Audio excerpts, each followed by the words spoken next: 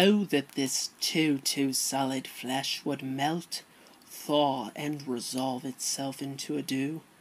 Or that the everlasting had not fixed his cannon 'gainst self-slaughter! O God, O God! How weary, stale, flat, and unprofitable seem to me all the uses of this world! Fiant, fie, 'tis our unweeded garden, that grows to seed. Things rank and gross in nature possess it merely. That it should come to this, but 2 months dead, nigh, not so much, not two, so excellent a king, that was this Hyperion to a satyr, so loving to my mother, that he might not beteem the winds of heaven, visit her face too roughly. Heaven and earth! Must I remember why she would hang on him as if increase of appetite had grown? By what it fed on, and not with, and I messed it all up. I hate this so much. This is not the words of Shakespeare by any means. So I will continue with the word, and yet within a month. Let not me think on't. I messed it up again, so I shall continue. Let me not think on't. Frailty, thy name is woman, a little month, or ere those shoes were old, with which she followed my poor father's body, like Niobe, all tears. Why even she, O God, a beast that wants discourse of reason, would have mourned longer, married with my uncle, my father's brother, but no more like my father than I to Hercules, within a month, ere yet the salt of most unrighteous tears had left the flushing of her galleyed eyes. She married, O most wicked speed to post, with such dexterity to incestuous sheets. It is not, nor it cannot come to good, but break my heart, for I must hold my tongue.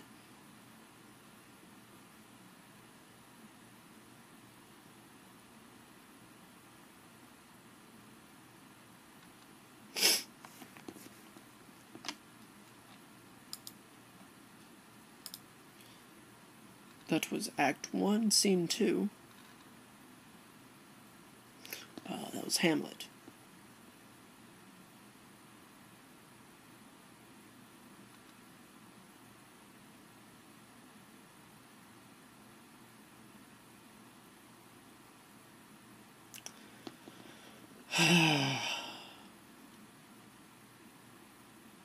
I hope you enjoyed it. I hope you did. I know that virtue to be in you, Brutus, as well as I do know your altered favour. Well, honour is the subject of my story. I cannot tell what you and other men think of this life, but for my single self I had as lief not be as live to be. In awe of such a thing as myself, I was born free as Caesar, so were you. We both have fed as well, and we can both endure the winter's cold as well as he. For once upon a raw and gusty day, the troubled Tiber chafing with his shawls, Caesar said to me, "Dost thou, Cassius, now leap in with me into this angry flood, and swim to yonder point?" Upon the word, acculterated as I was, I plunged in and bade him follow. So indeed he did. The torrent roared, and we did buffet it with lusty sinews, throwing it aside, and stemming it with herds of controversy. But ere we could arrive the point proposed, Caesar cried, "Help me, Cassius, or I sink."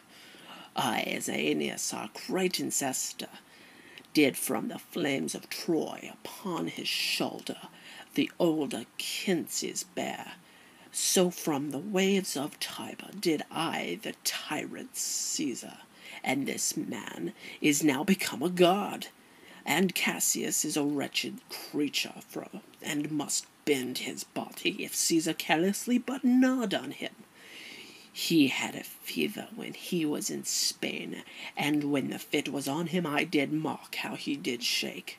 'Tis true this god did shake, his coward lips did from their colour fly, and that same eye whose bend doth all the world did lose his lustre. I did hear him groan, I, and that tongue of his that bade the Romans mock him and write his speeches in their books. Alas, it cried, give me some drink, Titinius, as a sick girl. Ye gods, it doth amaze me, a man of such feeble temper should so get the start of the majestic world, and bear the palm alone.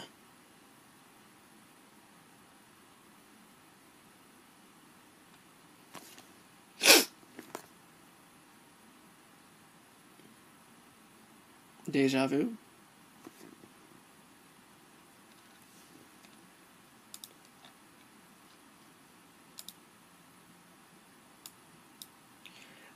That was Act 1, Scene 2 of Julius Caesar. And of course, that was Cassius.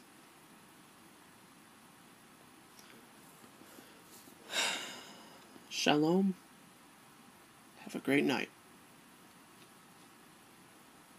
Dr. Jump.